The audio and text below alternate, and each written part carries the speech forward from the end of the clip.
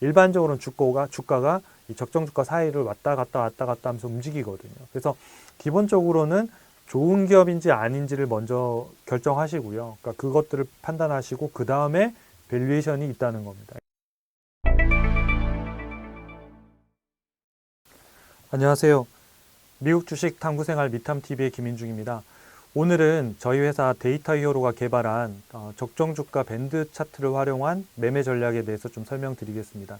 이 적정 주가라고 하는 게 투자할 때 상당히 중요한 한 축을 차지합니다. 그러니까 좋은 기업이냐를 보는 부분 하나, 또 하나는 싸냐 비싸냐를 얘기한 이 밸류에이션, 적정 주가가 되게 중요한데, 사실 이 적정 주가를 다루고 있는 구체적으로 다루고 있는 내용들이 많지 않다 보니까 개인 투자자들이 좀 어려워하는 부분들이 좀 있습니다. 그래서 저희는 이제 이런 부분들을 빅데이터와 알고리즘을 통해서 그 기업에 가장 적합한 밸류에이션 방법들을 찾아내고 그것들을 미국 기업에 적용해서 저희가 차트를 적정 주가를 제공하고 있었습니다.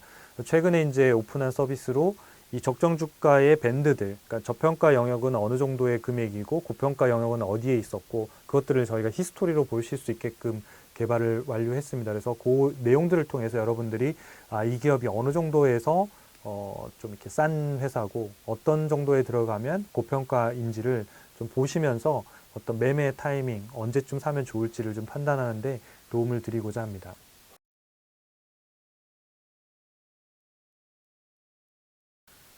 네, 우선 이제 적정 주가를 말씀드리기 전에 적정 주가에 나오는 여러 가지 이제 가격과 관련된 이야기들이 있는데요. 일단 요 용어들을 먼저 좀 이해하시면 좋을 것 같습니다. 일단은 적정 주가를 알기 위해서는 여러 가지 이제 비교되는 가격들이 있는데 첫 번째는 이제 우리가 보통 주가라고 얘기하는 게 있죠. 그러니까 주가는 그냥 현재 주가를 얘기하는 겁니다. 그래서 현재 시장에서 거래되고 있는 가격, 이게 주가다.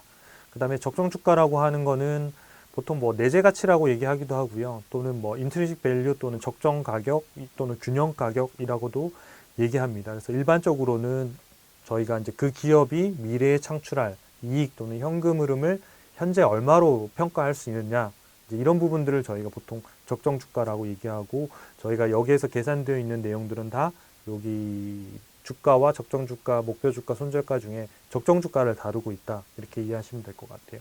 그 다음에 세 번째가 시장에서 많이 얘기하는 게 이제 또 목표 주가라는 게 있어요. 그래서 목표 주가는 뭐냐면 타겟 프라이스, 내가 얼마까지 내가 보고 투자할 거냐에 대한 부분들인데, 약간 적정 주가도 포함되어 있으면서도 트레이딩, 내가 얼마에 사고 팔 건지까지 포함되어 있는 약간의 가격이 바로 이제 목표 주가라고 하는 거죠. 그래서 목표 주가는 적정 주가보다 높을 수도 있고 약간 낮을 수도 있어요. 내가 얼마에 사느냐에 따라서 목표가를 산정해서 그때까지 보유할 수도 있고 아닐 수도 있다는 거죠. 그래서 보통은 매도를 설정하는 그 가격에 조금 더 가깝다. 시장에서는 보통 이 적정 주가하고 목표 주가가 거의 약간 이렇게 혼재돼서 비슷한 개념으로 보통 많이들 사용하는데, 엄밀히 좀 구분하자면 적정 주가가 일반적인 내재 가치를 이야기하는 가격이고, 목표가는 그거보다는 조금은 더 어떤 트레이딩을 조금 염두에 둔 그런 가격들이 좀 더 넓은 의미에서의 어떤 적정 주가와 어떤 트레이딩이 포함되어 있는 가격이다, 이렇게 이해하시면 좋을 것 같아요. 마지막으로 손절가라는 게 있는데요. 그러니까 손절가는 로스 컷 프라이스인데, 이제 내가 손해를 보더라도 이 이하로는 더 이상 내가 견딜 수 없다, 요 가격 이하로는 일단 팔겠다라고 미리 정해놓은 가격이 됩니다. 그래서 요 가격 이하로는 내가 팔겠다는 파는 거죠. 어떤 분들은 뭐 5%인 사람도 있고, 어떤 분은 7%, 어떤 분은 10%, 뭐 나는 뭐 상관없다, 뭐 20%, 30%인 분도 있고, 손절가가 없는 분들도 계세요. 아니, 좋은 기업을 샀는데 무슨 손절이 필요하냐, 싸면 더 사면 되지, 그래서 쭉 사서 모아서 나중에 오르면 수익을 실현하는 이런 형태들도 있고요. 그러니까 손절가가 반드시 있어야 되냐 없어야 되냐는 개인의 투자 성향에 관련된 문제지, 투자 철학과 관련된 문제지, 이게 옳고 그름의 문제는 아닌 것 같습니다. 그래서 여러분들도 주가가 하락하면 너무 고통스럽다 그러면 손절가 기준을 갖고 계시는 게 좋고요. 그게 아니라 나는 별로 상관없고 떨어지면 현금도 있고 또 포트폴리오에서 얼마든지 그것들 현금을 가지고 더 살 수 있고 내가 확신이 있다 그러면 손절하지 않고 좋은 기업을 살 때 더 많이 살 수 있는 기회로 활용하시는 전략이 맞는 거고요. 그래서 그거는 여러분들이 해보시면서 좀 이렇게 편안한 투자가 될 수 있는 형태의 투자법을 선택하시면 좋을 것 같습니다. 지금 밑에 이렇게 보시는 차트가 바로 이제 저희 회사가 개발해서 제공하고 있는 적정 주가 밴드 차트예요. 그래서 이렇게 밴드로 보여준다는 거죠. 범위로. 그래서 여기 보시면 이게 빨간색으로 되어서 이렇게 보이는 게 바로 이제 주가예요. 그냥 주가. 그 다음에 여기 가운데 이렇게 실선으로 이렇게 쭉 되어 있는 게 적정 주가. 두 번째죠. 목표 주가나 손절가가 여기 있진 않아요. 목표 주가나 손절가는 본인이 개인이 설정하는 거예요. 그래서 기본적으로 요 음영으로 되어 있는 요 영역, 요 사이 있잖아요. 요 사이가 고평가와 저평가의 이제 밴드 범위 내에 있는 거예요. 그래서 저 음영을 위로 벗어나면 고평가 영역으로 완전히 들어가는 거고요. 이 음영에서 하단 부분 밑으로 떨어지면 그러니까 매우 싼 가격 형태로 들어가는 거죠.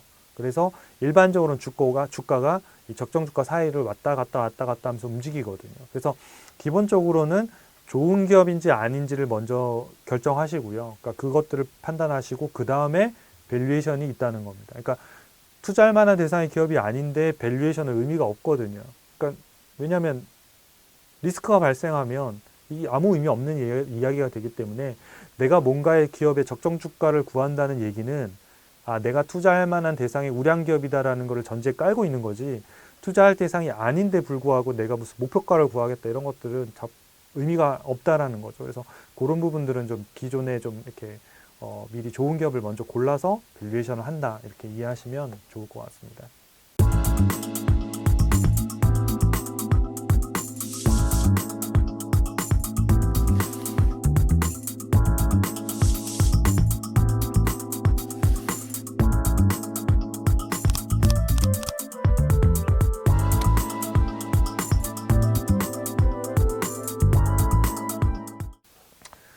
일단 적정 주가 활용을 위해서 여러분들이 좀 기억하셔야 될 게 몇 가지가 있는데요. 되게 중요한 부분이에요. 그러니까 실제로 막 밸류에이션과 관련해서 많은 공식들을 외우는 것보다 더 중요한 것들이, 그러니까 지금 말씀드린 이런 내용들인데, 이런 형태의 마인드셋이 있으셔야만 본인이 직접 계산하셨던, 누군가가 계산한, 또는 뭐 증권가에서 계산한 목표 주가나 이런 적정 주가에 대한 이해도가 높아지는 거거든요. 그게 없으면, 기준이 없으면 주가가 움직이면 적정 주가도 계속 본인들도 따라 움직일 수밖에 없는 구조가 되기 때문에 이 부분은 제가 좀 강조해드리고 싶은 5가지를 말씀을 좀 드리겠습니다. 첫 번째는 적정 주가 내재 가치라고 하는 거는 기업 수익과 관련된 함수라는 거를 꼭 기억하시면 좋겠습니다.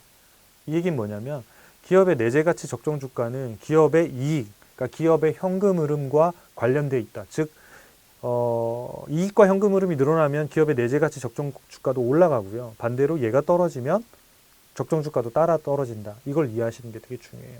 왜 그러냐면 글로선 잘 이해가 되는데 나중에 분명히 기업의 이익이 좋아지고 있어요. 그럼 적정 주가도 분명히 따라 오를 거잖아요. 근데 시장에서는 가격이라고 얘기한 아까 주가라고 하는 건 반대로 움직일 수 있거든요.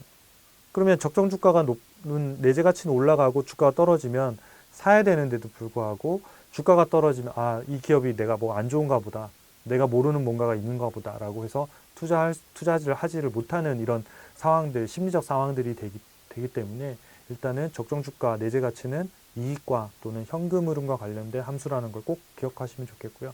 두 번째는 시장의 주가는 적정 주가보다 높거나 낮게 거래되는 게 일반적입니다. 그 얘기는 뭐냐면 적정 주가가 있으면 적정 주가하고 똑같이 이렇게 움직이지 않는다는 거죠. 시장의 가격은 그거보다 밑으로 거래되기도 하고 높이 거래되기도 하고, 그러니까 낮게 거래되면 저평가고요. 높이 거래되면 고평가예요. 그러니까 고평가라고 이상한 게 아니고 저평가로 이상한 게 않다는 거예요. 그러니까 늘 왔다 갔다 한다는 거예요. 그리고 얘는 추세를 좀 가지고 있어요. 일정 기간 동안. 그러니까 저평가 영역에 딱 들어갔다 해서 바로 반등해서 고평가 영역으로 가는 게 아니라 좀 일정 기간 동안 저평가 영역을 거치고요. 그 다음에 주가가 상승해서 내재 가치가 계속 올라갈 경우에 따라가면 적정가까지 가는 게 아니라 적정가를 넘어서서 또 고평가 영역까지 한참 가고, 이 상태를 계속 반복한다는 것, 그것들을 꼭 기억하시는 게 이 밸류에이션을 활용할 때 되게 중요합니다. 세 번째는 주가가 고평가 영역에 들어갔더라도 더 오를 수 있다는 거. 네. 왜냐? 실제로 시장에서 거래되는 가격은 수요 공급과 관련된 부분이거든요. 그러니까 난 더 사겠어. 탐욕이 있어요. 그러니까 시장이 막 거품이 있어요. 그러면 적정 주가보다 고평가지만 고평가인데도 불구하고 더 고평가까지도 갈 수 있다는 거예요. 이건 사람이 결정하기 때문에 그렇다는 거예요. 그 다음에 두 번째, 저평가를 하더라도 더 떨어질 수 있다는 거죠. 우리가 막 농담으로 뭐 이렇게 저평가대 샀는데 뭐 지하 2층에 샀는데 지하 3층도 있고 지하 4층도 있고 5층도 있다 뭐 이런 얘기 하는데 그럴 수 있다는 겁니다. 충분히. 그래서 내가 저평가됐다고 샀는데 더 떨어졌다고 해서 이 밸류에이션이 무의미하거나 틀린 게 아니라는 거죠. 왜냐하면 싸서 분명히 산 건 맞지만 더 싸질 수도 있다는 거예요. 그거는 로직이 결정하는 게 아니라 사람의 탐욕이나 공포가 결정하기 때문에 그렇다는 것. 그게 자연스러운 현상이라는 거를 이해하고 받아들이는 게 되게 중요하다는 겁니다. 하지만 결국은 이 주가라는 거는 고평가 저평가 구간을 지나 장기적으로는 적정 주가에 수렴하게 돼 있다는 겁니다. 그 방향을 따라서 같이 갈 수밖에 없다라는 게 이해하시는 게 되게 중요하다는 겁니다. 그다음 네 번째로는 적정 주가에 플러스가 되는 효과는 이익 성장률, 그러니까 성장률, ROE, EPS 성장률 이런 것들이 개선되면 적정 주가는 더 빠른 속도로 플러스 되면서 올라갑니다. 그다음에 이익의 유지 기간, 변동성, 그러니까 이익이 안정적으로 유지되는 기간들이 길면 길수록 훨씬 더 높은 밸류에이션을 받습니다. 그다음에 세 번째, 네 번째는 이제 시중금리나 법인세 이런 게 영향을 주는데 최근에 이런 시중금리 때문에 미국 주식 같은 게 변동성이 상당히 지금 커지고 있는 상황이잖아요. 그러니까 금리가 하락하거나 법인세율이 떨어지면 기업 가치에는 플러스, 그러니까 내재 가치에는 플러스가 된다 이렇게 이해하시면 되고요. 그 반대 현상들은 다 적정 주가에 마이너스 영향을 줍니다. 그래서 시중금리가 상승이 되거나 법인세율을 인상하거나 이런 이슈들이 있으면 이제 이런 성장주나 이런 기업의 내재 가치에 마이너스 영향을 주기 때문에 조금은 보수적으로 보시는 게 좋다. 그 다음에 마지막으로 여러분들이 적정가라고 하는 그 가격에 여러분들이 실제로 매수를 하게 되면 여러분들의 장기 수익률, 5년이든 10년이든 연평균 장기 수익률은 기업의 내재 가치 상승률하고 거의 비슷한 수익률이 나옵니다. 그러니까 기업의 내재 가치 상승률이 1년에 예를 들어서 15%다. 그러면 그 가격에 적정 주가에 사시면 장기 수익률이 15% 연평균으로 나온다는 거예요. 그래서 대략 5년에 한 번씩 더블되는 형태의 성장률이 되는 거고요. 반대로 내재 가치보다 여러분들이 고평가에 사게 되는 경우에는 어떻게 되냐면 내재 가치 상승률보다 본인의 개인 수익률이 상대적으로 낮게 됩니다. 즉 기업의 내재 가치 상승률은 15%로 계속 나오지만 본인의 장기 수익률은 연평균 10%일 수도 있고요. 8%일 수도 있고 5%일 수도 있다는 거예요. 그러니까 기업은 성장하고 돈을 버는데 나는 거기에 맞게끔 주가 상승률이 안 나오는 경우는 왜 그러냐면 고평가일 때 사면 그렇습니다. 반대로 저평가일 때 사면 기업의 내재 가치 상승률보다 더 훨씬 기울기가 가파르게 장기 성장률이 나오기 때문에 저평가에서 사시면 기본적으로 내재 가치 상승률보다 훨씬 더 좋은 가격에 사실 수가 있다. 그래서 저평가의 장점은 바로 이런 수익률 부분도 있지만 또 하나는 내가 기업을 잘못 봤을 때 내가 예상도 좀 잘못했고 예상보다 조금 덜 나왔다 하더라도 밸류에이션을 싸게 우리가 샀기 때문에 주가가 막 큰 폭으로 하락한다든지 수익률 크게 마이너스를 보는 가능성도 이런 것들을 좀 없애줄 수 있기 때문에 그런 부분들은 기본적으로 투자할 때 안전마진을 확보하는 측면에서도 되게 중요한 요소가 될 것 같습니다. 그래서 이 5가지를 꼭 좀 어떤 적정 주가를 방법을 계산을 하는 방법을 배우시던 또는 이런 것들을 활용하실 때 꼭 기억하시고 이 시장을 좀 보시면 도움이 되실 것 같습니다. 저희 회사는 2020년도에 이제 한국데이터산업진흥에서 진행한 이제 데이터스타즈에 선정이 돼서 여기 이제 빅데이터 알고리즘을 활용한 미국 주식 분석 서비스를 프로젝트로 해서 저희가 선정이 됐습니다. 그래서 이런 데이터를 가지고 이런 알고리즘을 통해서 투자 매력도를 체킹한다든가 계산한다든가 랭킹한다든지 시각화한다든지 또 적정 주가를 솔루션하는 이런 부분들을 저희가 하고 있습니다. 그래서 기본적인 알고리즘은 이렇습니다. 그러니까 데이터와 관련된 로 데이터들을 저희가 수집해서 가공을 하고요. 그러니까 기본적인 이런 기본적인 밸류에이션 뿐만 아니라 그 밸류에이션이 움직였던 표준 편차라든지 또는 포워드 값들이라든지 이런 부분들을 다 통해서 이 회사가 정상적인 범위 내에서의 밸류에이션들이 거래되고 있고 어떠한지를 다 체킹합니다. 그래서 밸류에이션이 적당하지 않은 기업들은 아예 저희가 계산을 하지 않고 있고요. 그 안에 있는 애를 충분히 계산할 수 있는 것들을 위주로 저희가 하고 있습니다. 그다음에 두 번째는 이제 적정 주가를 계산하는데 기본적으로 위험한 기업들은 다 필터링을 하고요. 아까 말씀드린 대로 좋지 않은 기업들은 이미 의미가 없기 때문에 필터링을 하고 산업에 따라서 밸류에이션 방법이 좀 달라야하기 때문에 그 밸류에이션 방법들을 설정하고 그 다음에 그 기업이 지금까지 거래되어 왔던 어떤 평균적인 어떤 움직임 속에서의 밸류가 되고 있는 건지 아니면 이 회사 완전 다른 형태로 지금 성장률을 보이면서 가는 거에 따라서 가중치가 다 따로 계산이 되게 되어 있습니다. 그래서 최종 밸류에이션 방법들이 결정이 되면 거기에 따라서 저희가 수익률이라든지 변동성이라든지 샤프 비율 이런 것들을 통해서 저희가 피드백을 통해서 이 알고리즘들을 조금씩 계속 개선을 해나가고 있습니다. 그래서 이런 것들을 통해서 저희가 지금 서비스를 제공하고 있고요. 기존에 있는 이제 시장에서 제공하고 있는 것과 저희 서비스의 다른 점을 좀 설명을 드리면, 저희 이 서비스를 보시면 일단 뭐 적정가가 179달러고 현재가가 130달러니까 되게 싸니까 적극 매수할 만하다, 이런 의견들을 여기다 명확하게 표시를 해드리고, 그 다음에 어느 정도 금액이 넘어가면 고평가 영역이 되는지, 매우 저평가인지 고평가인지 금액들을 다 써놨어요. 그래서 예를 들어서 이 기업 같은 경우에는 232.7달러가 넘어가면 고평가 영역에 들어간다는 거죠. 그래서 지금은 130달러니까 저평가보다 약간 낮은 가격에 있는 거죠. 그러니까 매수하기 괜찮은 거죠. 근데 만약에 여기서 주가가 더 떨어질 수 있는 거예요. 아까 앞에 말씀드렸잖아요. 그렇죠? 저평가라 하더라도 더 하락할 수 있는 거예요. 근데 그때 그럼 나는 어떻게 행동할 거냐. 그래서 그런 부분들이 되게 투자하는데 중요하다는 거죠. 그래서 130달러에서 더 떨어져서 120, 110달러다 그러면 매우 저평가 근처까지 가는 거거든요. 그러면 사실은 기업의 이 내재 가치 변동이 없고 이익과 아까 현금 흐름의 함수라고 말씀드렸으니까 그런 것들이 그대로 유지되고 있다면 주식을 분할해서 더 사서 이런 것들을 포트폴리오에 담아두는 게 되게 중요하다는 거죠.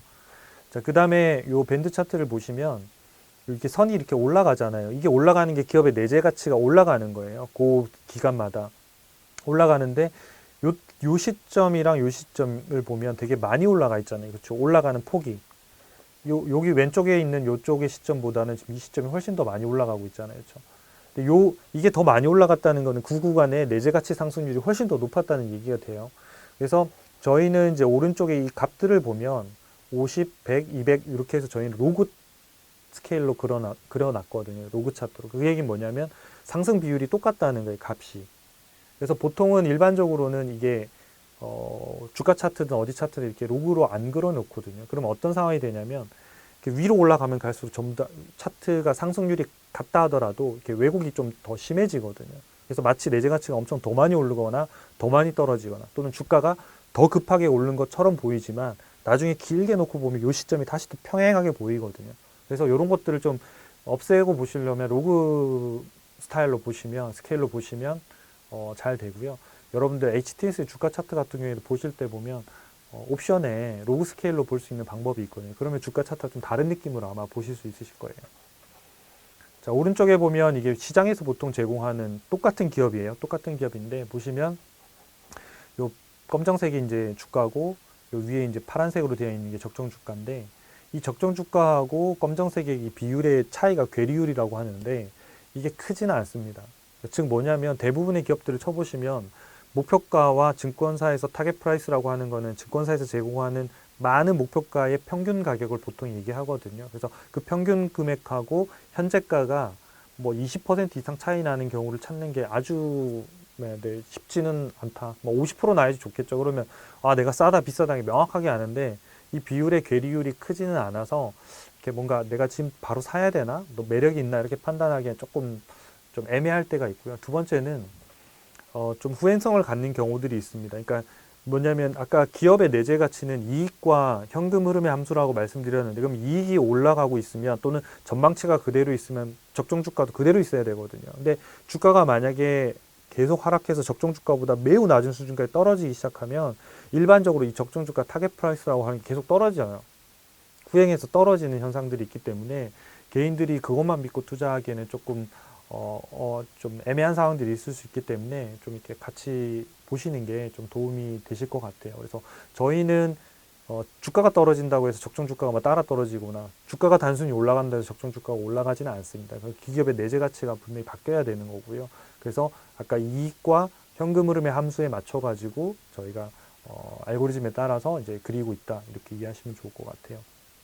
그다음 또 하나 저희 차이점은 뭐냐면, 이처럼 이제 투자 매력 점수가 10점이라는 얘기는 투자해서는 안 되는 기업이란 얘기거든요. 그 다음에 보면 여기 뭐 PER이 마이너스다 이런 얘기들도 다 이익이 안 나고 적자 기업이란 얘기예요. 그러면 저희는 밸류에이션 데이터가 부족하다라고 해서 아예 적정 주가를 제시하지 않습니다.